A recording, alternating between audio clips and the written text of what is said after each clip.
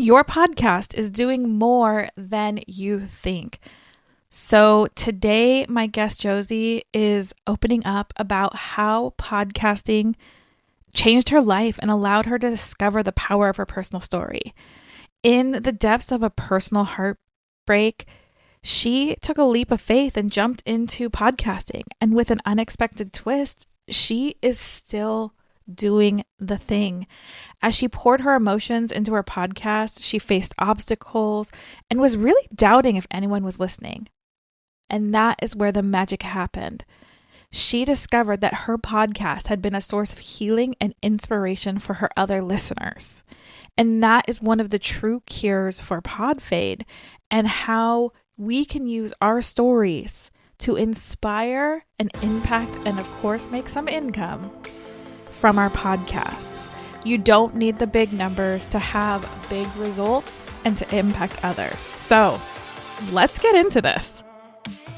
Welcome to the Cure for Pod Fade. I am so excited you found your way here, because that means you know how powerful podcasting can be. You are ready to build a legacy with your unique story, your message, and your offer, but you're getting a little overwhelmed.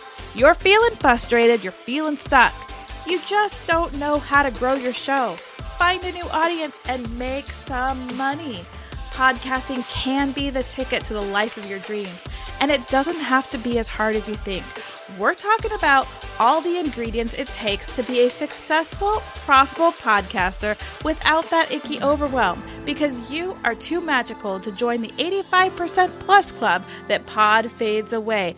I'm your host, Jen Dragonette, so let's make podcasting easy peasy lemon squeezy.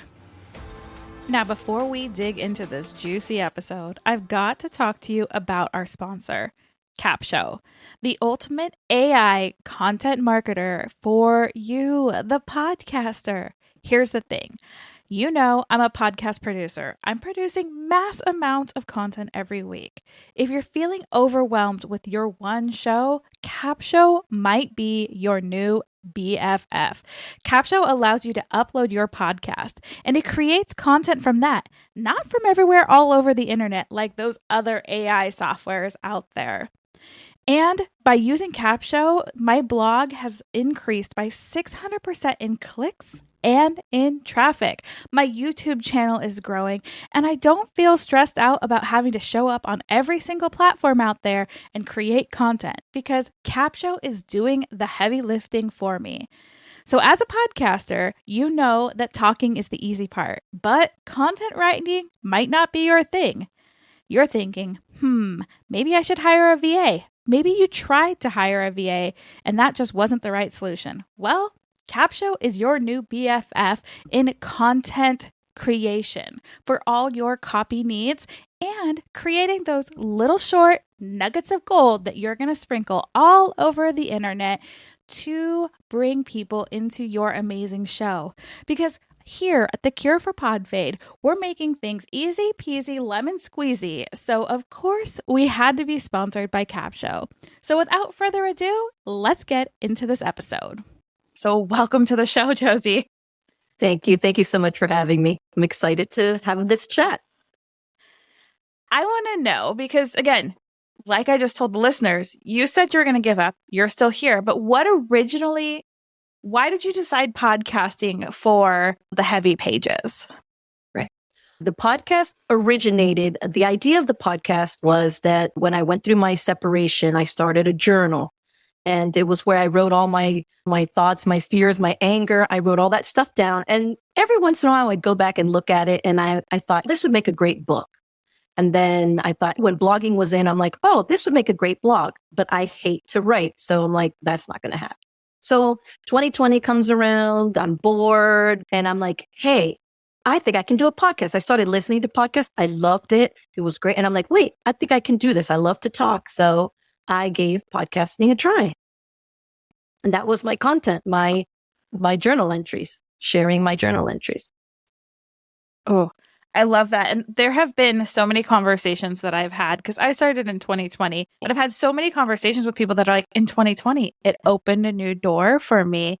And I want to know, was it like I could be a podcaster, or did you just one day wake up like I did? And I woke up and I was like, I'm going to be a podcaster. And I launched my podcast the same day. So I got to know, like, how did you get into like from idea to actually showing up and recording? Well, I had listened to quite a few different podcasts on just general stuff. I started walking. And so I'm like, okay, I love talk radio. And I'm like, let me just give podcasting, let me give it a listen. So once I started listening, I'm like, this is nice. This is enjoyable. And I think I have something that I could share. I didn't start thinking, what could I do? What could I do? I thought, this is what I could do. And so I did research. Watched a ton of YouTube videos, and I bought my first microphone, which was a piece of crap. And I'm like, okay, this isn't going to work. And so I did a little bit of, maybe not long, I'd say within a month, I went from thinking about it to putting out my first few episodes. And I think this is one of the things that I know that most of us are already on here, but if you're a new podcaster, you need to hear is that it doesn't have to be as complicated. And I think one of the things I've seen is as we grow as podcasters, we tend to make it more complicated. Is this something that's come up with you over, like, again, you're in season 4 now, you're still around. That was 2020. Then we're now in August of 2023. Have you made it more complicated or less complicated for yourself since that beginning? I think I probably made it more complicated because then it was just me. And honestly, this was a thing I put out there, but it was really private stuff. So I made sure that I didn't put my face anywhere, and I didn't tell any family or friends about it, except for like 3 really close people. And so, but then as it got on, I was like, wait a minute, I could maybe do more with this. And then I started like, let me do social media and let me add more pizzazz to the podcast episode. And yes, it started getting a little bit out of hand. Is that part of that point when you were like, I'm done? Actually, the reason that I said I was going to stop was because I had made a promise that I was going to read the journal entries as they were. My goal is to actually help women dealing with an unwanted separation, and I needed to be real and authentic. So when I said I was going to stop was because I hit a really difficult journal entry that I thought I had lived past this, whatever, but it really affected me. And then I'm like, what am I doing? Is anybody even listening? Does anybody even care? And so I kind of was like, I'm not going to do this to myself. And I stopped for a little while. Yeah. And did you finally release that episode and that entry? I did. And then I did take a break, but then I said, you know what? I liked it. I enjoyed doing it. And I was learning stuff about myself. Like the fact that episode affected me. And this has been a relationship that I've been out of for quite some time. I was like, there's stuff I'm learning about myself here, which means I know that I'm also helping other people. So I said, suck it up. And I started back up again. So yeah. And I love that. And this is one of the reasons why I love to get feedback on like Apple Podcast reviews, or if people reach out, is because not only can you learn things about yourself, like my whole message is like your story is someone's life raft. You moved through this. As you're learning it, you're allowing other people to move through that at the same time. And I think that's so cool that you're like, this is something I can do to support others along their journey. Right. And that was the point. But I felt like I was talking to, obviously it's my life, what I went through. So I started feeling like, does anybody care? I'm just talking about myself. And even though I do try and put perspective into the journal entry, I share what I remember feeling, what I feel now, what I hope other people avoid and skip, and maybe save some of the heartache and steps that I had to go through. But I was like, do people really care? So that I kind of started adding some more things that weren't just so centered around me. Like I started doing like Topic Tuesdays, where I started sharing about specific topics that anybody can relate to, that's not just about me, even though I still talk to it about how it kind of pertains to me. So I tried to open it, make it a little more, widen it up. I started doing like Topic Tuesdays and things like that to make it more about not just me, maybe widen it up a little bit to topics that people can relate to that don't have to be centered around me so much. So as you're opening these up to like topics and things like that, how did that change the podcast? Has it always been the same name? How has like listenership changed as you've morphed through this? Because four seasons is a lot of seasons to go through. And I kind of want to know the progression of like this started as you sharing deeply from your soul, your specific journey, but now you're starting to fold in like how can this serve on a deeper level? Right. Right. So my listenership is not great, I will be honest. And I think it had a lot to do in the beginning because I was hiding. Like, I don't think up to now, even that my ex-husband knows that I do a podcast. So there's a lot of more advertising. There's a lot more people that I could tell about it, but I don't for that reason. Plus also, like, I don't want to tell my cousin that I have a podcast so he can listen to some really cringy things that I'm sharing. And then I have to see him at Thanksgiving. So it is kind of more for people that don't exactly know me or live so close to me. So I think that has been something that in my particular case for my podcast has made it a little more difficult because I can't just yell it out to the world. But I do think that it did help adding a little bit more just so it wasn't so centered about me, because then it made people feel a little more related to it. So I did get some good feedback on adding the Topic Tuesdays. And then starting in this season 4, I actually started interviewing women because I had created a program and a guide it's called From Devastated to Divorce, the 5 chapters of surviving a separation. And so I spoke to women who were living the journey, and they would come on the podcast with me and talk about what chapter they're on or what chapter affected them the most, or they're still living in. So it helps them even feel, the listener, right? Hopefully more connected because, oh, look at all these other women sharing their story. And that's kind of how I'm trying to bring it more, less me centered and more value centered.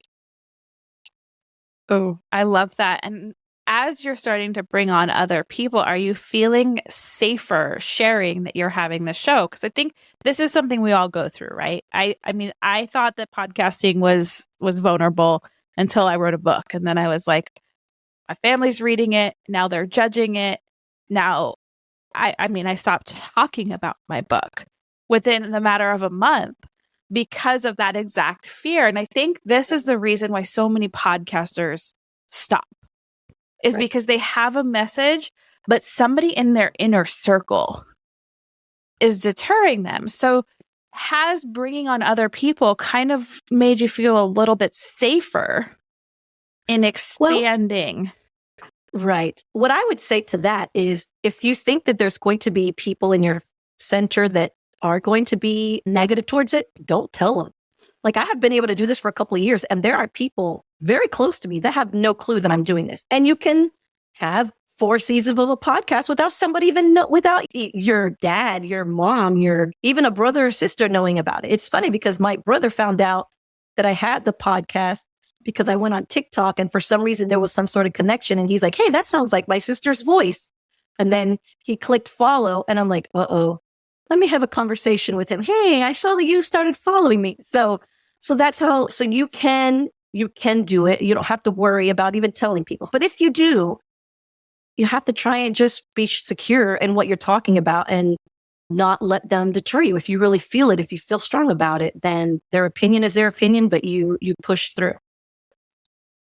Oh, and that is one of the main things that I think, I mean, you keep hitting on like all these like emotional parts of, I think, why people pod fade away is that we have to allow those opinions to kind of like go in and go out all at the same time and really rely on that why.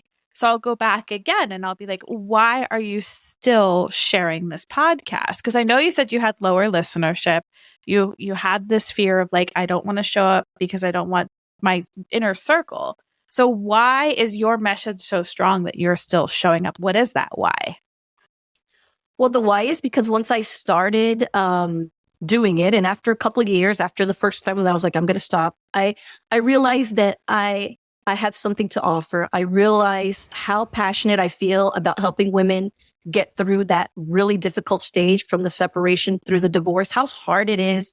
And so I decided that I wanted to do more than just the podcast. I want to actually help women get through that, not just by sharing the podcast, but actually speaking with them and helping them. And the only way to really do that is to show them that I've been through it, to be vulnerable, to let them listen to the ridiculous things that I go through in my journal, the things I say, how I beat myself up, all of these things, but that then they can say, wow, where are you now? You did all of that and you're here, to give them that hope. So that is what made me continue to push through. And I'll tell you, I really was worried about the ex finding out.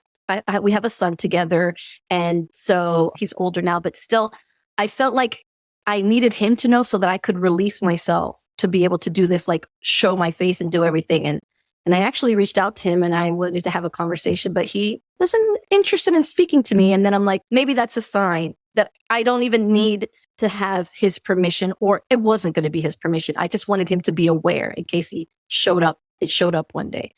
But I said, you know what? I'm going to move forward. I'm going to trust myself and what I'm doing. And I don't need anybody to give me the green light or to feel permission from anybody else, even though I wasn't asking permission. And I've moved forward. And so that's basically how it's progressed. And now I'm like everywhere. I'm all over the place. I'm trying to be anyway. So yeah, I love that you're like, I gave myself permission. I gave myself permission to show up, to share.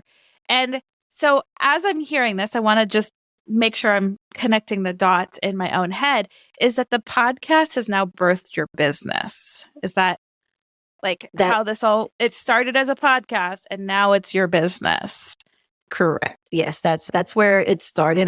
I started with sharing, and then I realized there was more that I could do. And so it's moved me into the offering the coaching for women and creating some programs and things like that to help them. So yeah, it actually, and it's been like therapy for me also. So it's done way more than what I thought it would be. Like, hey, this is something fun to do since we're all trapped inside anyway. It's turned into something much more amazing. Yeah. And it's funny that you said therapy, because this has been a common theme that has been coming up on the Cure for Pod Fade, is how much podcasting is therapy. I mean, my program's called Podcasting for Your Soul because there's this aspect of sharing in a place where you get to be yourself, unfiltered, scary as hell. I have a podcast out there that I shared and I disguised my voice to just get that out as therapy. And we were joking and I was like, yeah, I don't need a therapist. I have a microphone. That's right. That's right.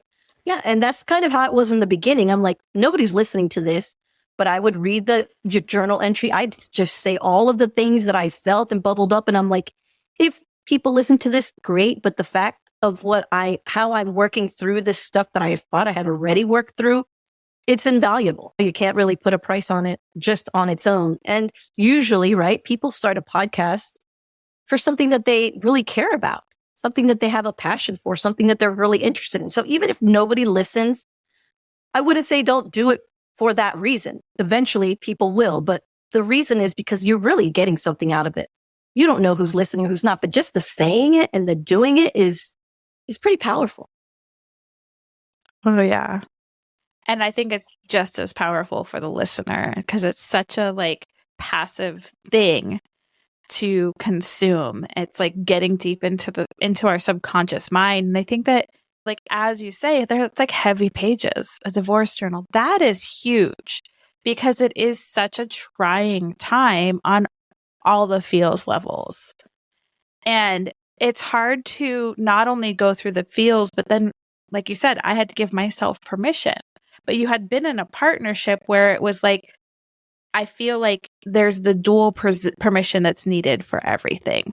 So you're helping somebody through this redefining self and not just making it through the emotional parts, but coming back, empowering self to say, I have permission to do this. Right. Right. And I know some people, if they might choose to share about a story where there's another person, I mean, this is my story. Yes, there was another person involved, but this is my story. I change names, I change locations and things that I do all of those things, but this is still my story. So I'm still sharing from my perspective and you can do that. You're allowed to do that. So don't let that also deter you, I would say. Ooh. I never even thought about that, like going through things, because again, there's so many things that come to mind, especially like in your case, as you've been talking about this, of like, oh, well, what if somebody listens? Okay, well, what if I change the story? They'll probably still know it's about them, but no one else will. Right. And maybe they won't even listen unless you tell them, hey, this is what I'm up to.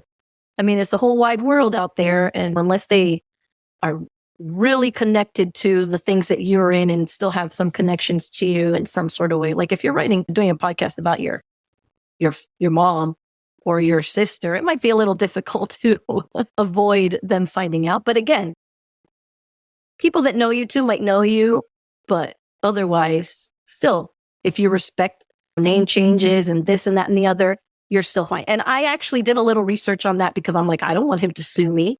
So I spoke to some other podcasters who were doing a similar thing. And they're like, well, it's your story. I'm not a lawyer. Let me just put that out there. But it's your name, your story. You're changing names. You're not blasting or doing it. So it's cool. Oh, yeah. I never even thought of like the legal standpoint of that, of especially if it's something negative, because we all hear, like, I'll shout out somebody on my show, but it's normally in a positive aspect, not like, here's this time when my life was burning down. Here's who was involved. Here's XYZ. Right. I never even thought about that. And I love that you brought that up because, again, it's another level of safety. And that safety in sharing your story and your message is so important in serving, because holding your story in wasn't serving anyone. You got to release it, which was therapy for you. And now you're, again, throwing that, what I call my life rafts over to support somebody else who's drowning in the same muck. Because your story isn't normally original, which is so hard for me to say. But I'm learning more and more. It's true. Right. And that's the thing. Almost everyone that that listens to my podcast is in one stage of those 5 chapters. And they can all relate to it because, yes, everybody handles it in a different way, of course. And some succeed faster, some are still struggling. But it is basically, you're all on the roadmap to the same outcome. And which is why, specifically in separation and divorce, when the women are first heartbroken and like, well, oh my God, I can't believe this. I can't even imagine my future. And all of us on the other side are over here. It's there. Just trust. Follow the process. It's going to be hard, but it's there. So it is. It's all very similar. It's going to be individual to you, but it's still the same journey. Yeah. So what has been your favorite part of podcasting? I think my favorite part has been being able to talk with other women and hear their stories and honestly feel like I created something that speaks to them. It gives me a little bit of validation. It makes me feel really good that there's something that I'm doing that is helping them. I wish I had this kind of stuff when I was getting separated and divorced. I mean, there were self-help books and stuff like that, but nothing as readily available as podcasting and like YouTube videos and things like that are around now. So that's what I love. I love to hear the women say, wow, what you said there, that really spoke to me. I feel hope. I feel like I just had some therapy. I feel like all those things are they just make me feel like I'm doing the right thing. Yeah. And that's got to be one of the reasons you came back from saying I'm done. I want to keep going back because I find this so interesting, because there are so many podcasters that either write the post or say it's over and quit. I mean, 85% of podcasters quit. You said it was coming and you pushed through.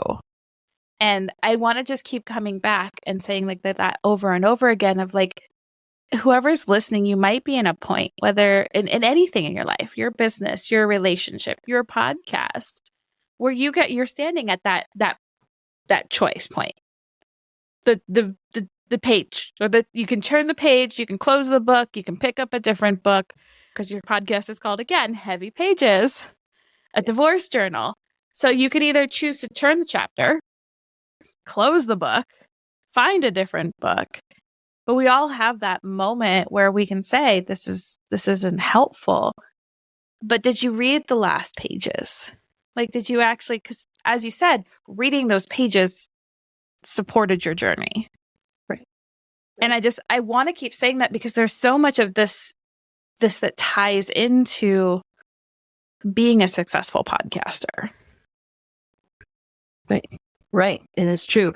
I mean, this happened in season 1. And if you'll notice, I think I only have like 16 episodes in season 1 because it was right after that 16th episode that I'm like, oh, people don't want to hear me. I think I may have cried. I think it was so impactful to me that I'm like, which is funny because it impacted me so much that instead of feeling like, wow, this is really going to speak to somebody, I was like, oh, no, I have to stop.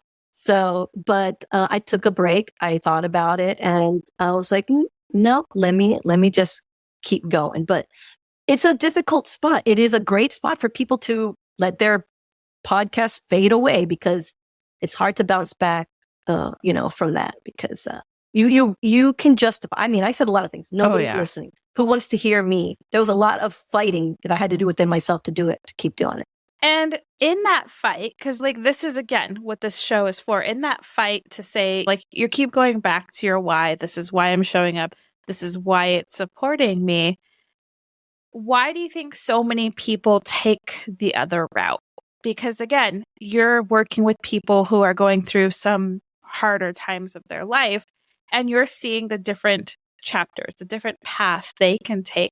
So in that fight where you're internally struggling of, do I move this forward? Do I stop this? From the perspective of what you do for your business and supporting people through really hard times, like for a podcaster, how can they get through that internal struggle fight? What's one thing you recommend for somebody that is struggling to turn that page or change that chapter?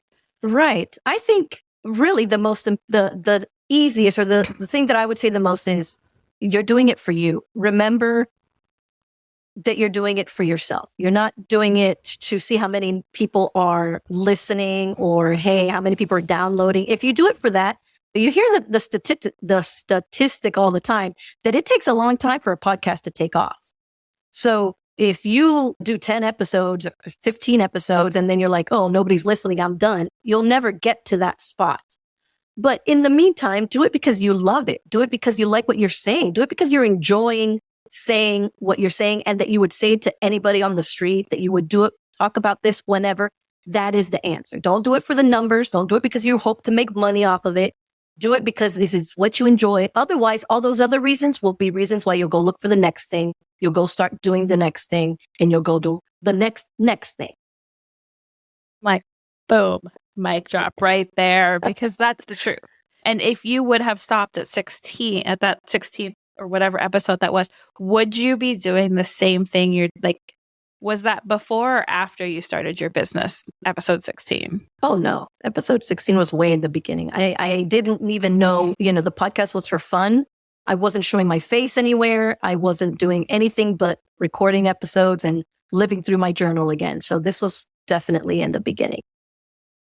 So if you wouldn't have changed that page over and come back, do you think that you would be where you are doing what you're doing? Or do you think that the podcast really led this to this next level, this next journey, this new opportunity that you're creating to serve others? Yeah, I think absolutely. Because the more I did it, even though I didn't have tons of listeners, I still got good feedback. I still got people that are like, wow, this is valuable. I would hear other women's stories and situations, and I would start recognizing the value of what I was doing and how I could help further. So I absolutely think so. Had I stopped, it was just a little fun thing that I did the last half of 2020. And then I've been like, okay, what am I going to do now? And who knows what I would be doing. But no, continuing it, learning more, being immersed in it more, seeing more women, talking to them, seeing all this stuff. That is definitely what kept moving me forward and taking steps into realizing what I'm ultimately wanting to do and how I'm helping women and serving now. I love that. And again, it comes back to the different, I almost call it like a healing modality of podcasting, because you do get to discover yourself. It's one of the few platforms that you get to like I'm gone. No, I'm back. I'm gone. I'm back. I'm changing. Oh, we changed the name. Oh, we changed this. And I feel like it's really like a forgiving place for you to lean in and figure out what is my purpose here? Like what really is making me happy and setting me on fire? Right. And that's true. And honestly, I'm in season 4. I'm realizing more about who is specifically where I want to be, who I want to serve, my women. I'm actually going to probably be changing my name of the podcast, not the Heavy Pages. I love that. That means so much. But I'm probably going to be changing my divorce journal into another tagline because I'm really focusing on the women that really need my help the most. And so I'm going to be changing things up, and the people that have been following me will still follow me because I'm still me. And then hopefully it'll open up to some more people. And that's season 4 in the middle. I don't even want to wait till season 5 because then I have to wait all the way till next year. And I don't want to do that. So you pivot, right? That's what you do. Oh, I'm like, I love that. So who is your new person? Because you've gone from sharing for yourself to moving into serving this. So like you just said that you're leaning in a little bit more. Who is that you're leaning in? Like we all have the avatars or whatever, but like high level, like who's that person that's going to be like, yeah, I need to head over to Heavy Pages. Right. Well, my woman is a woman dealing with an unwanted separation. It's between the finding out, crap, my marriage is over, to the divorce. So I help and I talk to women past the divorce stage, but the stage in between that, which is like the super emotional, super scary part, is where my focus is. So I put divorce journal in my podcast title because they were telling me, well, you want to have an SEO word, and Heavy Pages, nobody knows what Heavy Pages means. And to me, it meant a lot because my journal was heavy pages of sadness and whatever. So, but divorce is at the end of the journey that I help my women with. It's the separation part where I want to focus. So, and my journal was a separation journal, not a divorce journal. So I really want to focus on it's women dealing with an unwanted separation. I just want them to be clear. If you're already divorced, there are plenty of podcasts and coaches and people to help you. What do I do now? What's my next step now? But I focus on that part. Right after your husband tells you I'm done, or right after you find out something terrible and you're like, crap, I need to be done. Those are my people. Those are my women. Yeah. That messy middle. Yes. The messy middle of I'm going from a partnership to like, okay, the state now tells me I'm done. But oh my God, I love that. The messy middle. The messy middle. I mean, there's just so much of it because I've seen it a lot. There's a lot of like internal struggles and things like that. But I love that it's that specific. And I think that, yes, SEO and all of that stuff is great. I'm a podcast coach. I'm going to tell you all those things. But I think really what you just did there is you told the story of that piece. And yes, we want to be found with SEO, but that story right there of like that middle ground that's what connects with your audience. And that's what your show really does, is it connects because you're sharing stories. Like you're sharing ways to get through, but I love that you've brought in people that are like willing to share. Because I think that messy middle is not doing it alone. Absolutely. It's so difficult to do it alone. I mean, yeah, don't even try to do it alone. That I highly do not recommend it. I mean, thank God, and I say this all the time, but thank God for my friends and my support system during that time, because holy mackerel, life would have been very difficult if I didn't have them to lean on and to let me just vent and cry and just talk and talk and talk and talk. And none of them ever told me, can you just shut up now? So absolutely try not to do it alone. Yeah, it's such a unique phase because it's like you're done, but you're still living together. It's like, how do you make this work? Yeah. So I love that you're bringing that forward. And I know that we're going to see more and more seasons from you going forward. And I just want to go back and say, like, I'm so glad that there's somebody out there. You saw the whole, like, go search on Apple Podcasts or any of these, like, divorce. There are so many divorce. But when the state tells you, hey, there's a 6-month cooling off period, and you're like, what? I can't just be done after a terrible situation, your heart sinks because it's like, how do you get through that? And that's where you guys are all going to head over to Heavy Pages. We're not going to say the tagline because it may change by the time this show rolls out, but I will get all of your information in there because I think that, again, it's that messy middle. It's the same as pod fade. Everything, like, I like to relate it back just so that my listeners understand. It's like, you've got this messy middle part also in a podcast. It's like, I started this, so I was really happy about it. Okay, everything's in a shambles. Maybe negative feedback. Maybe you had. I can't read this page. But you got support. You came back. You came back stronger, and you're like, now I'm going to support others. Yes, and that's the message that I think that you and your ability to show up really shows podcasters of really go back. Why are you doing this? If somebody was in that, maybe they're here at the Cure for Pod Fade, they're in that messy middle of Pod Fade, what is one thing you would recommend to them? What is your ingredient that you would add to the Cure for Pod Fade to help them move through this? Well, I think that what I would suggest is maybe do a little journaling. I love to journal. Maybe do a little journaling about why you were doing this, how you felt doing it, and how you would feel about stopping. It's maybe once you realize I'm going to stop because of all of these problems that you were saying, all of the stuff that's going on in the middle and all the stuff that's causing me to worry about it. But what if I kept going, and what if I stopped? And then I'm sure that if you're really picking a subject, or maybe you decide, you know what, I'm bored of talking about this. Cool. Doesn't mean you have to stop podcasting. Say, I realized when I was doing this, I'd like to talk about this more, or I keep thinking about this more. So pivot. It's okay. But analyze why you're doing it. And if it's for a really good, valid reason, of course. But if it's really something that you're like, when you write that down, you're a little like, wow, that's a cop out, then push through because you can do it. No, yeah. I 100% agree with that. And if you're going through a messy middle of a relationship, you need to get your booty over to the Heavy Pages podcast. And is there anywhere else you'd like them to show up other than your podcast? Well, you can always find me on Instagram at heavy_pages_podcast and podcast.com, though it's in progress, but we're working on it.